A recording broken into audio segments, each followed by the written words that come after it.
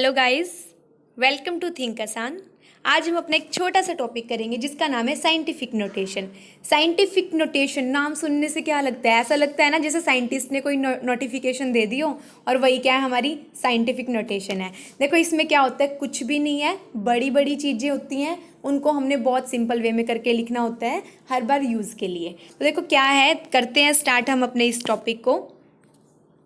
Scientific notation में क्या होगा, एक नोटेशन होती है n मल्टीप्लाई टेंस की पावर n, हमने इस फॉर्म में लिखना होता है किसी भी चीज़ को, वो क्या होती है हमारी साइंटिफिक नोटेशन। अब n क्या है, n होता है आपका 1 पॉइंट समथिंग से लेकर 9 पॉइंट समथिंग तक कुछ भी, वो क्या है आपका n है। मतलब कि एक डिजिट के बाद आपका पॉइंट आना चाहिए, एक डिजिट के बाद आपका पॉइंट आना चाहिए, और जो वो डिजिट है वो नॉन ज़ीरो होनी चाहिए, क्योंकि देखो 1 पॉइंट समथिंग 2 3 4 5 6 7 8 9 कुछ भी हो सकता है, लेकिन 0 पॉइंट समथिंग नहीं होगा।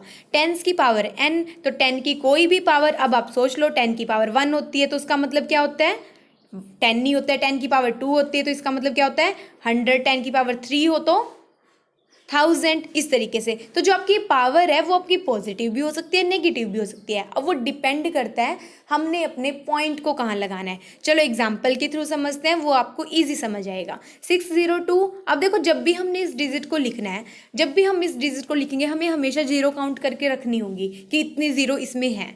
तो अब वही साइंटिफिक नोटेशन है कि अगर हम जीरोज़ को पहले ही काउंट करके रख लें तो वो हमारे लिए हमेशा ईजी होगा। तो देखो क्या है, हमने क्या करना है, एक डिजिट के बाद पॉइंट लगाना है, मतलब कि हमारे यहाँ 6 के बाद पॉइंट हमने लगाना है। तो अब देखो कितनी डिजिट हमें पीछे जाना होगा, 1 2 3 4 5 6 7, 7 डिजिट इस साइड जाना होगा। तो अब ये बताओ, अगर हम इस साइड जा रहे हैं तो ये हमारी लेफ्ट साइड है या राइट साइड है? ये हमारी लेफ्ट साइड है। अगर हम इस साइड जा रहे हैं तो ये हमारी कौन सी है, राइट साइड है। ठीक है, अब आप इस तरीके से सोच लो, जिस हाथ से आप लिखते हो तो वो उस साइड जाओगे तो वो क्या है आपकी राइट है, और दूसरी साइड क्या है आपकी लेफ्ट है। ठीक है, मेजॉरिटी में बात कर रही हूँ, जो कुछ लेफ्टी होते हैं उनकी एक अलग बात है। आप समझ गए होंगे ना मैं क्या क्या बोल रही हूँ। आपको क्या करना है, आपने एक चीज रट लेनी है, क्या, राइट नेगेटिव लेफ्ट पॉजिटिव। जैसे ABCD हमारे दिमाग में फिक्स होती है ना, बिल्कुल ऐसे ही आपके दिमाग में फिक्स होना चाहिए। जब भी साइंटिफिक नोटेशन में आप कोई चीज़ लिख रहे हो, राइट का मतलब क्या है नेगेटिव, लेफ्ट का मतलब क्या है आपका पॉजिटिव है। अब देखो आपने क्या करना है, पॉइंट को 7 डिजिट शिफ्ट करना है, मतलब कि आपने 6 के बाद यहाँ पॉइंट लगाना है। अब आप किस साइड जा रहे हो, लेफ्ट साइड जा रहे हो, तो 10 की पावर 7, क्योंकि आप 7 डिजिट गए हो ना, तो 10 की पावर 7 लेफ्ट साइड गए हो, इसीलिए 10 की पावर 7 है जो वो किस में आएगी आपकी पॉजिटिव में आएगी। एक और एग्जांपल देख लेते हैं, आपको उससे और भी क्लियर हो जाएगा। देखो क्या है, 232.508। अब साइंटिफिक नोटेशन में तो क्या होता है, हमारे पास एक डिजिट होती है और उसके बाद हम पॉइंट लगाते हैं, यही होता है ना हमारा साइंटिफिक नोटेशन में। अब आप देखो, मतलब कि 2 के बाद हमने पॉइंट लगाना है, लेकिन पॉइंट तो इधर है, तो पॉइंट को तो शिफ्ट करना पड़ेगा 2 डिजिट। अब 2 डिजिट लेफ्ट में शिफ्ट करना पड़ेगा या राइट में शिफ्ट करना पड़ेगा? ऑफ कोर्स लेफ्ट में शिफ्ट करना पड़ेगा। जब लेफ्ट में शिफ्ट करना पड़ता है तो लेफ्ट का मतलब तो क्या होता है, पॉजिटिव होता है।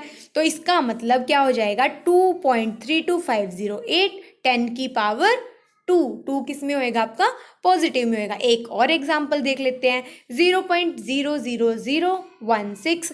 अब फिर से हमने इसको साइंटिफिक नोटेशन में लिखना है, तो मतलब 1 के बाद पॉइंट होना चाहिए, है ना। फिर अब क्या करें हम, तो अब इस पॉइंट को हम इस साइड शिफ्ट कर देंगे। कितने डिजिट शिफ्ट करना होगा, 1 2, क्या होगा 1 2 3 4, 4 पॉइंट शिफ्ट करना होगा। और कितने डिजिट राइट साइड, राइट का मतलब क्या होता है, नेगेटिव होता है। तो अब क्या होगा, 1.6 मल्टीप्लाई 10 की पावर -4, तो किस में आ जाएगा आपका माइनस में आ जाएगा। माइनस में क्यों आया आपका, क्योंकि वो राइट में शिफ्ट किया था। तो देखो कितना इजी है, साइंटिफिक नोटेशन लिखना बहुत ज़्यादा इजी है, बिल्कुल हमारे बाएं हाथ का खेल है।